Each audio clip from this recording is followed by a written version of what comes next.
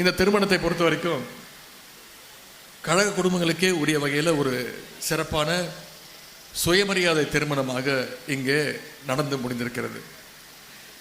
இன்னும் சொல்லப்போனால் இது வெறும் திருமண விழாவா அல்லது கழக நிகழ்ச்சியா என்று கேட்கின்ற அளவுக்கு ஒரத்த நாடு முழுக்க இன்றைக்கு கருப்பு சிவப்பு கொடி எல்லா இடத்துலையும் பறந்து கொண்டிருக்கிறது. அதற்கு காரணம் அண்ணன் முத்தமிழ் செல்வனை பொறுத்த வரைக்கும் கழகத்தின் மீதும் தலைவர் அவர்கள் மீதும் கலைஞர் அவர்கள் மீதும் என் மீதும் மிகுந்த பாசம் கொண்டவர் தான் அண்ணன் முத்தமிழ் செல்வன் அவர்கள். அவருடைய திருமணத்தை மறைந்த முன்னாள் அமைச்சர் ஐயா கோசிமணி அவர்கள் தான் நடத்தி வைத்தார். அண்ணனுடைய மூத்த மகனுக்கு நம்முடைய முத்தமிழ் கலைஞர் அவர்கள் தான் கதிரவன் அப்படின்னு பெயரும் சூட்டியிருக்கிறார். இன்னும் சொல்லப்போனால் இந்த திருமண மண்டபம் கூட அண்ணனுடையது என்று சொன்னார்கள். இந்த திருமண மண்டபத்தில்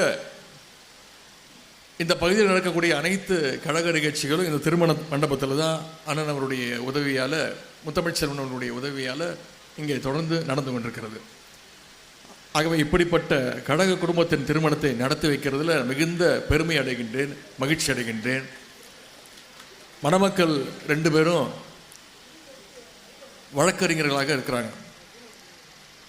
ரொம்ப மகிழ்ச்சி என்னென்னா இன்னைக்கு கழகத்திற்கு இந்த நேரத்தில் நிறைய வழக்கறிஞர்கள் தேவைப்படுறாங்க. ஏன்னா உங்களுக்கு தெரியும், இன்றைக்கி அமைந்திருக்கக்கூடிய இந்த சோஃபா மாடல் ஆட்சியுடைய போலி பிம்பம் கடந்த 1 மாதத்தில் அடித்து துவைக்கப்பட்டு நொறுங்கி கிடக்கின்றது. ஒவ்வொரு நாளும் இந்த ஆட்சியுடைய அவலங்கள்லாம் மக்கள் புரிஞ்சுக்கிட்டு இருக்கிறாங்க. இன்றைக்கி இந்த அரசுடைய தவறுகளை சறுக்குகளை எல்லாம் இன்றைக்கு இருக்கக்கூடிய இளைஞர்கள் தட்டி கேட்க ஆரம்பிச்சிருக்கிறாங்க. ஆனால் அப்படி தட்டி கேட்கிற இளைஞர்களை நம்முடைய கழகத்தினரை கைது செய்கிற வேலையை இன்றைக்கி இந்த அரசு சோஃபா மாடல் அரசு இன்றைக்கி ஆரம்பிச்சிருக்கிறாங்க. ஆகவே இது போன்ற அடக்குமுறைகளை எதிர்கொள்ள நிச்சயம் நமக்கு நிறைய வழக்கறிஞர்கள் தேவை. அந்த வகையில் இந்த மேடையிலே நமக்கு 2 வழக்கறிஞர்கள், அதுவும் ஜோடியான வழக்கறிஞர்கள் நம்முடைய இயக்கத்திற்கு கிடைச்சிருக்கிறாங்க. தூய சக்தின்னு சொன்னவங்க ஆட்சிக்கு வந்ததும் என்ன பண்ணாங்கன்னு நீங்கள் அத்தனை பேர் தொலைக்காட்சியில் பார்த்துருப்பீங்க. ஆட்சிக்கு வந்து 5வது நிமிஷமே குதிரை பேரத்தை ஆரம்பித்தாங்க.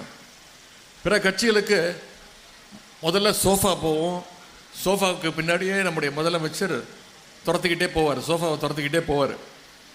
அப்புறம் முதலமைச்சர் பின்னாலேயே அண்ணா திராவிட முன்னேற்ற கழகத்துடைய சட்டமன்ற உறுப்பினர்கள்லாம் ராஜினாமா கடிதத்தோடு அவங்களும் க்யூவில் வர்றதெல்லாம் பார்த்துக்கிட்டு இருக்கிறோம். இன்றைக்கி இந்த காட்சி தான் தமிழ்நாட்டில் 1 மாதமாக ரிப்பீட் மோடில் தினமும் இது ஒரு செய்தியாக வந்துகிட்டு இருக்கிறது. அது மட்டும் இல்லை, இன்றைக்கி தமிழ்நாட்டில் எங்கே பார்த்தாலும் பார்த்தீங்கன்னா மின்வெட்டு, கரண்ட்டு கட்டு தான். எனக்கு என்ன ஆச்சரியன்னா, இந்த நேரம் வரைக்கும் இந்த மண்டபத்தில் கரண்ட்டு கட்டாகாமல் இருக்கு ஜென்ரேட்டரில் ஓடிட்டு இருக்குன்னு நினைக்கிறேன். அதுவும் குறிப்பாக இந்த ஒரத்த நாடு பகுதியில் பல கிராமங்களில் நள்ளிரவுகளில் பவர் கட் ஆகிட்டு இருக்கு. அது தொடர் கதையாக வந்துக்கிட்டு இருக்கு. விவசாயிகள் இன்னைக்கு இதனால் ரொம்ப பாதிக்கப்பட்டிருக்கிறாங்க.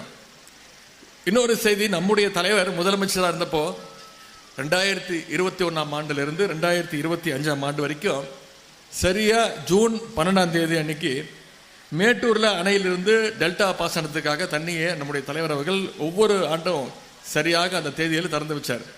ஆனால் இந்த அரசு இந்த மேட்டூர் அணையை ஜூன் 12ஆம் தேதி இன்னும் திறக்கலை. அது மட்டும் இல்லை, குறுவை சாகுபடிக்கு அவங்க அறிவித்த ஸ்பெஷல் பேக்கேஜ் பத்தாதுன்னு இன்னைக்கு விவசாயிகள் அத்தனை பேரும் சாலைகளில் வந்து போராடிட்டு இருக்கிறாங்க. இதை சட்டமன்றத்தில் சொன்னோடனே முதலமைச்சர் என்ன சொன்னார், திராவிட முன்னேற்ற கழகத்தினர் தூண்டுதனால விவசாயிகள் போராட்டத்துக்கு வந்திருக்கிறாங்க அப்படின்னு விவசாயிகளுடைய போராட்டத்தையும் கொச்சைப்படுத்தி கொண்டிருக்கிறார் இங்கே இருக்கக்கூடிய நம்முடைய முதலமைச்சர் அவர்கள்.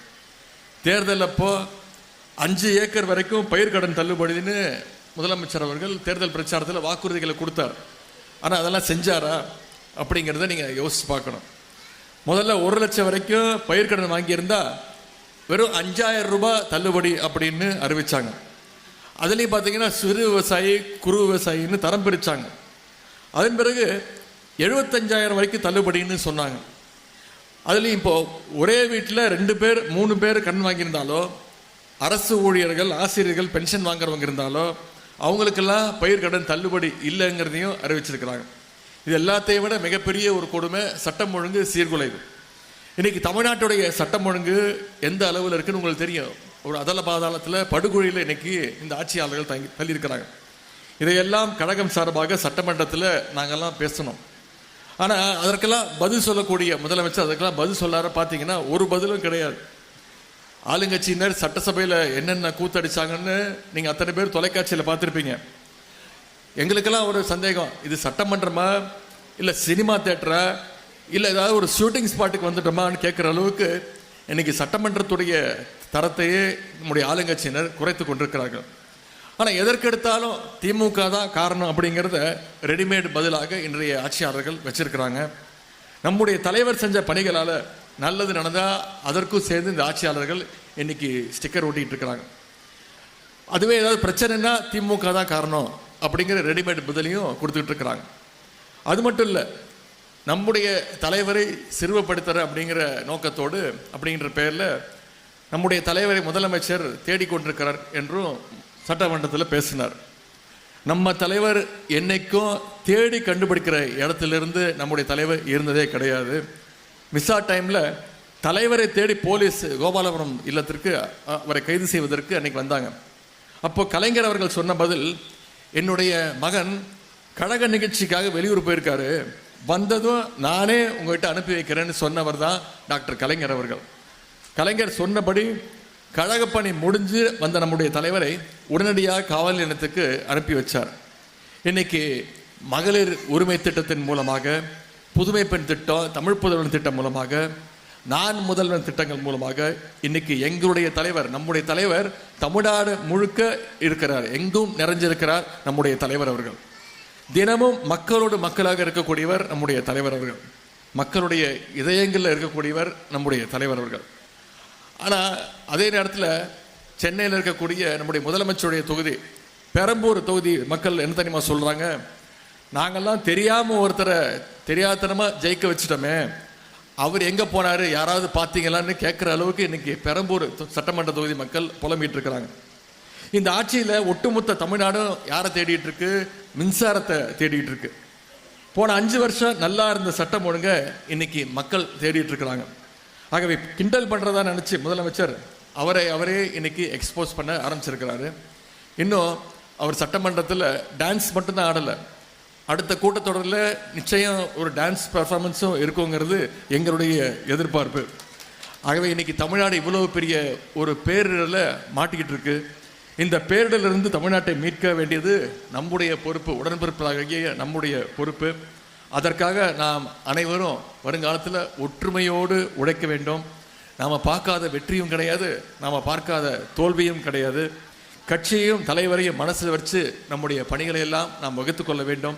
இந்த நேரத்தில் மணமக்களுக்கு அனைவரின் சார்பாக ஒரு வேண்டுகோள், நீங்கள் ஒற்றுமையோடு இருக்க வேண்டும். விட்டு கொடுக்கக்கூடிய விஷயங்களுக்கு விட்டு கொடுத்து, அதே நேரத்தில் சுயமரியாதை எந்த நேரத்திலும் விட்டு கொடுக்காமல் உங்களுடைய வாழ்க்கையை நீங்கள் அமைத்து கொள்ள வேண்டும். உங்களுக்கு பிறக்கக்கூடிய குழந்தைக்கு அழகிய ஒரு தமிழ் பெயரை நீங்கள் சூட்ட வேண்டும் என்று கூறிக்கொண்டு இந்த வாய்ப்புக்கு நன்றி கூறி மணமக்களுக்கு உங்கள் அனைவரின் சார்பாக மீண்டும் என்னுடைய வாழ்த்துக்களை கூறி விடைபெறுகின்றேன். நன்றி, வணக்கம்.